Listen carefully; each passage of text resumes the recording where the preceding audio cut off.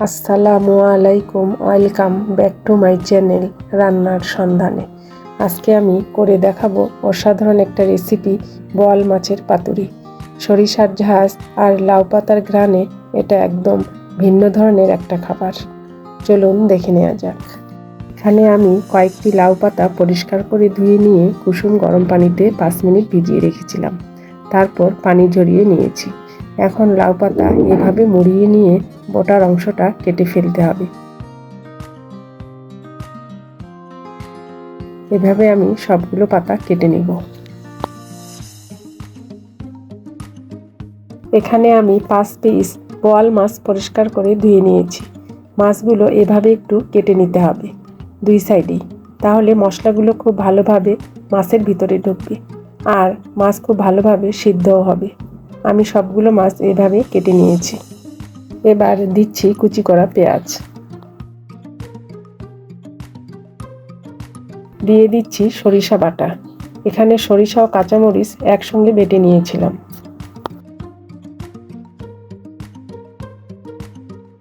রসুন বাটা দিচ্ছি 1 চা চামচ, আদা বাটা দিচ্ছি 1/2 চা চামচ, লবণ দিয়ে দিচ্ছি 1 চা চামচ আর 1/2 চা চামচ, মোট 1.5 চা চামচ।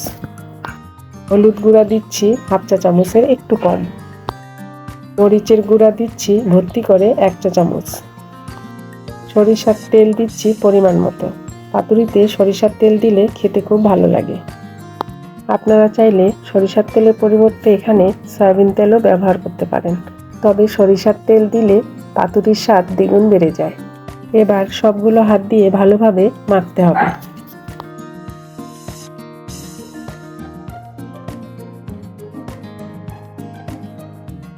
জিরার গুঁড়া 1 চা চামচ দিয়েছি। এখন হাতে সামান্য একটু তেল নিয়ে মশলাগুলো মাখিয়ে নিচ্ছি।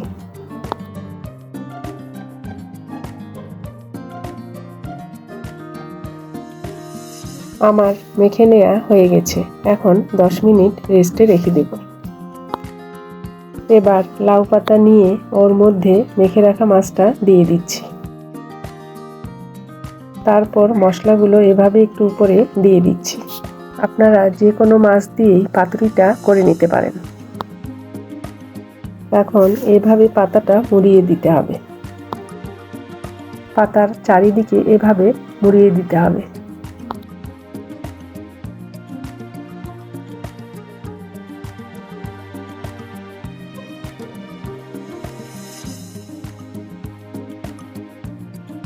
পাতাটা ছোট, তাই আরেকটা পাতা দিয়ে মুড়িয়ে নিচ্ছি। বড় পাতা হলে একটা দিলেই হবে।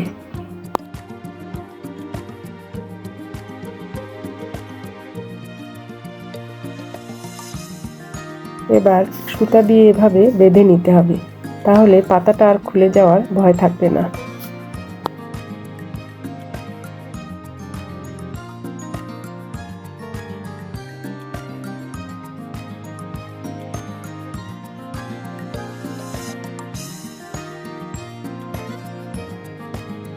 আমার বেঁধে নেওয়া হয়ে গেল। আমি আরও একটি বানিয়ে দেখাচ্ছি। প্রথমে মাছ পাতার মধ্যে রেখে উপরে কিছু মশলা দিয়ে দিতে হবে। তারপর পাতাটা এভাবে মুড়িয়ে নিতে হবে চারিদিকে।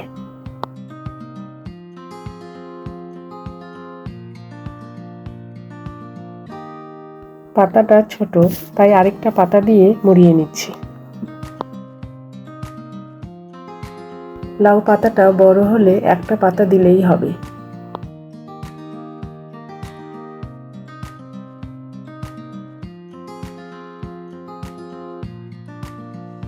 এবার সুতা দিয়ে এভাবে বেঁধে দিতে হবে, তাহলে পাতাটা আর খুলে যাওয়ার ভয় থাকবে না।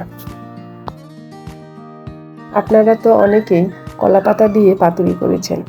এবার লাউ পাতা দিয়ে একবার করে দেখুন, আলাদা এক ধরনের ঘ্রাণ ও স্বাদ এই পাতুরিতে পাবেন। এভাবে আমি সবগুলো করে নিয়েছি।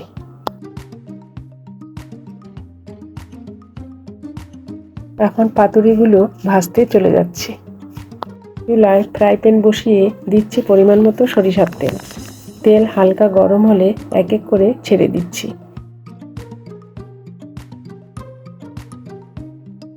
এবার ঢাকনা দিয়ে দিচ্ছি। কিছুক্ষণ পর ঢাকনা তুলে পাতুরিগুলো উল্টিয়ে দিতে হবে। আপনারা চাইলে ভেজে নেওয়ার পরিবর্তে পাতুরিগুলো ভাপ দিয়েও নিতে পারেন।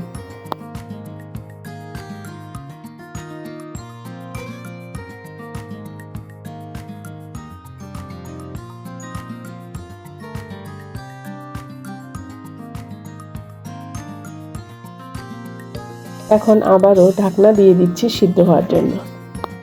এখন ঢাকনা তুলে আবারও উল্টিয়ে দিচ্ছি। বেশ কয়েকবার ঢাকনা তুলে উল্টিয়ে দিতে হবে, তাহলে পাতুরিটা খুব ভালোভাবে সিদ্ধ হবে।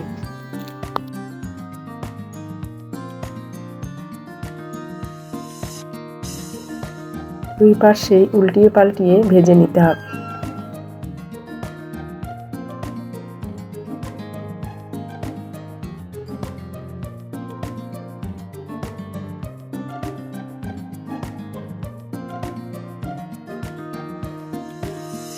আমার পাতুরিটা ভেজে নেওয়া হয়ে গেল, এখন তুলে নিচ্ছি।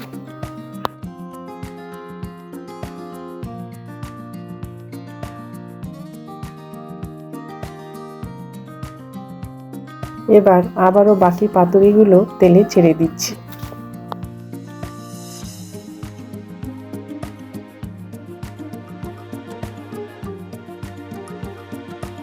একইভাবে আবারও ঢাকনা দিয়ে দিচ্ছি। কিছুক্ষণ পর ঢাকনা তুলে পাতুরিগুলো উল্টিয়ে দিচ্ছি।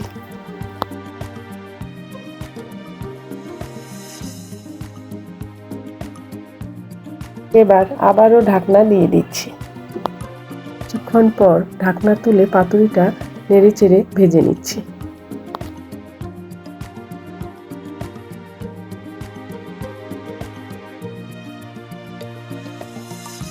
ভেজে নেওয়া হয়ে গেল, এখন তুলে নিচ্ছি। আমার সবগুলো পাতুরি ভেজে নেওয়া হয়ে গেল।